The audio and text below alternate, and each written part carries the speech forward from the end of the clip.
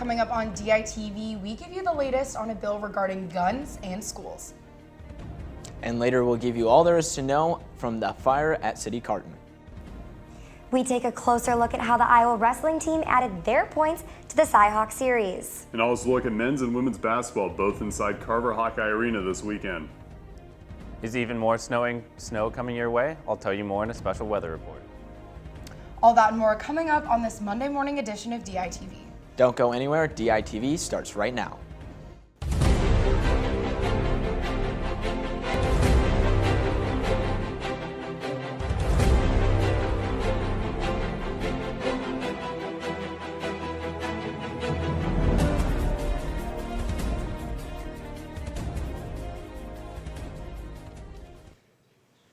Good morning and thank you for tuning in. I'm Becca Scadden. And I'm Bo Bowman.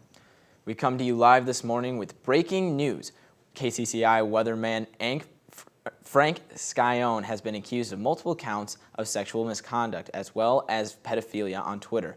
Starting late Sunday night, the hashtag Frank likes them 18 and below began trending. While there has been no official statement from KCCI or Scione, the sixth most followed local TV personality on Twitter does not appear on their station's website and has had his Twitter deactivated. Stick with DITV as the story develops. Last week's mass shooting at a Florida high school is inspiring protest movements around the country.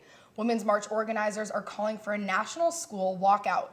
The movement is encouraging students, teachers, and allies to walk out of school on March 14th.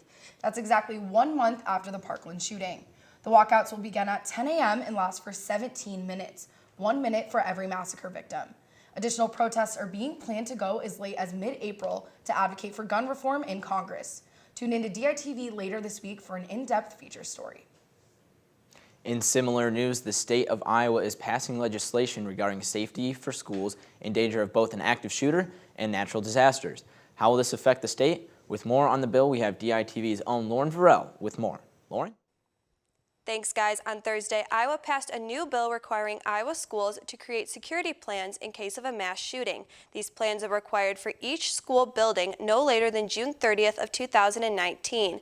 Iowa school leaders called for more actions to ensure students and staff safety after a mass shooting occurred the day before in Florida. These plans will not only be created for a mass shooting, but plans regarding natural disasters will be reviewed and revised. Senator Todd Bowman, a Democrat who teaches at Maquoketa High School in eastern Iowa, said, quote, "Only 80% of Iowa schools have security plans in place. It's kind of depressing that such planning is required but is needed to address the world Iowans live in." End quote. The legislation also states that these plans be shared with parents once a year. Iowa schools encourage all students, staff, and families to report suspicious behavior or activity immediately. Guys, back to you. Thanks, Lauren. The University of Iowa sent out a hawk alert on Saturday afternoon regarding one of its most high-traffic school buildings. The UI advised the public to avoid the area around the Iowa Memorial Union. That was due to a gas leak. The situation was resolved shortly after, with no further information being released at the moment.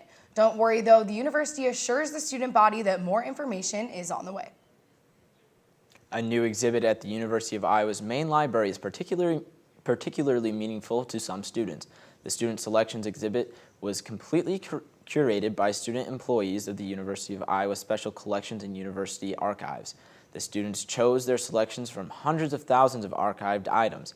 The graduate assistant Michaela Terronez said the students chose items that relate to them. She further stated, quote, "From a miniature book to a sword, the exhibit includes a wide variety of backgrounds and origins," end quote.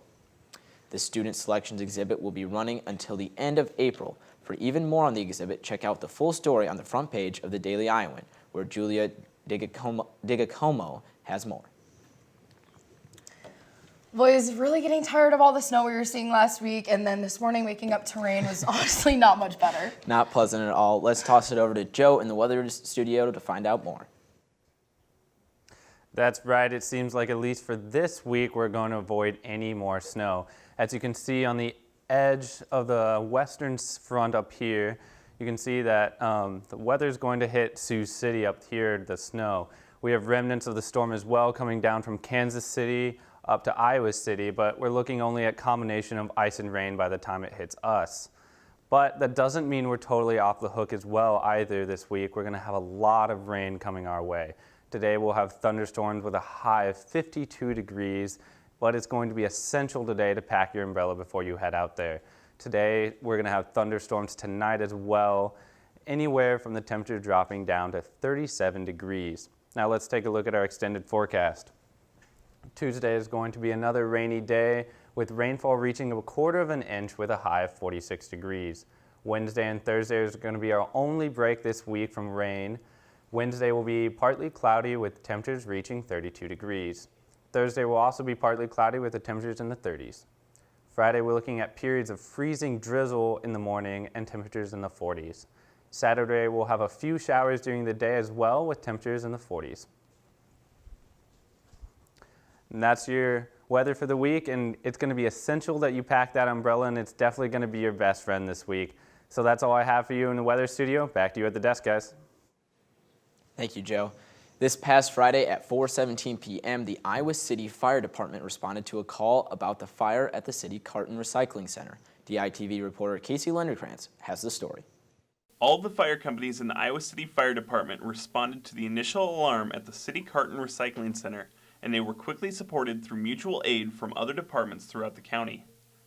Even with the help, the firefighters still had a difficult task on their hands. Initial emergency reports state that the building was heavily engulfed in fire, and the large amount of bales of compressed cardboard inside helped fuel a fire that was difficult to keep under control at first.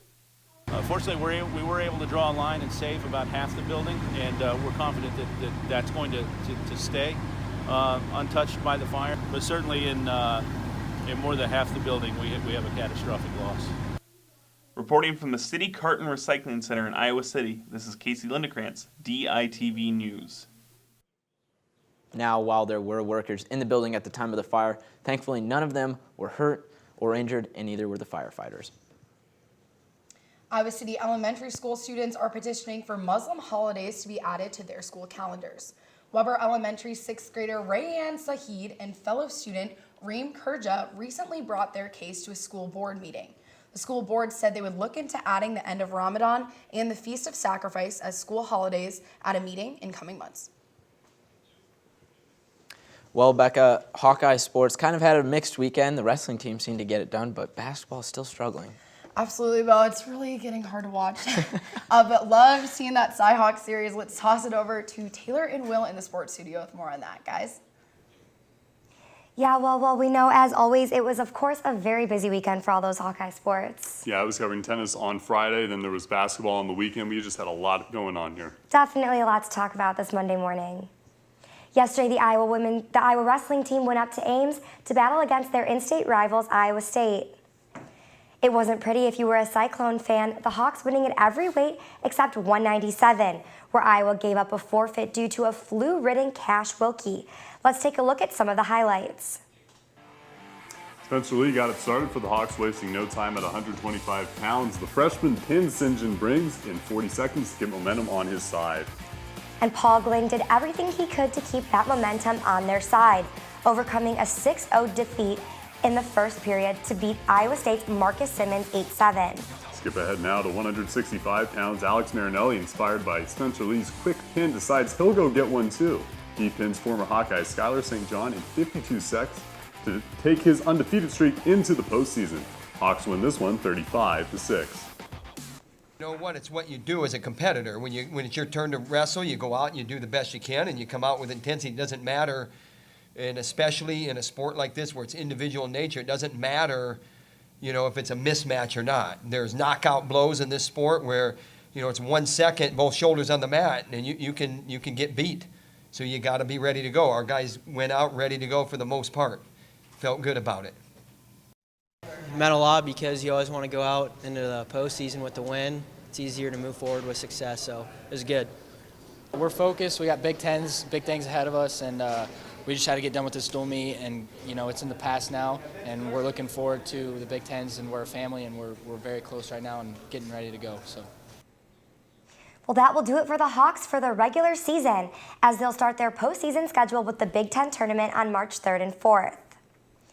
The Iowa women's basketball team was looking to continue their 4-game win streak as they face the Wisconsin Badgers in Carver this weekend.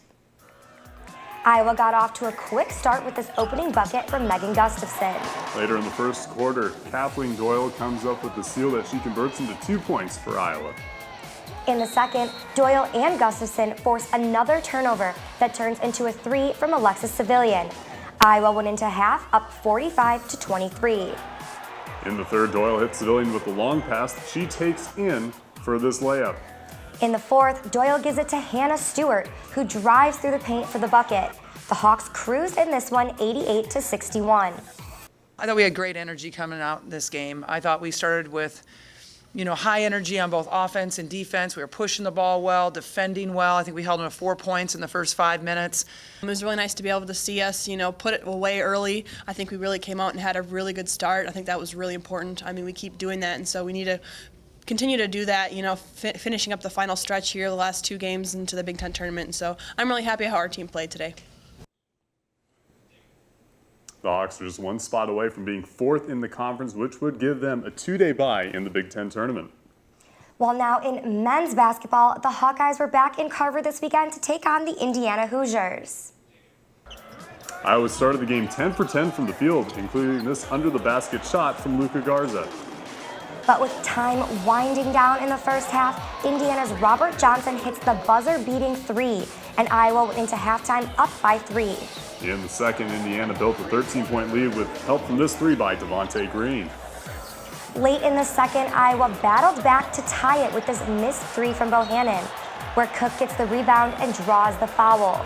Indiana took an 84-82 lead late with this basket from Freddie McSwain Jr. And Iowa had the opportunity to win or send it into overtime, but Bohannon missed the pull-up jumper and Cook could not convert on the rebound. Iowa fell in this one, 84-82. I thought we got a lead, we got content to trade, and didn't extend it, and of course they're going to keep shooting the ball and they're going to keep moving the ball. They do a really good job.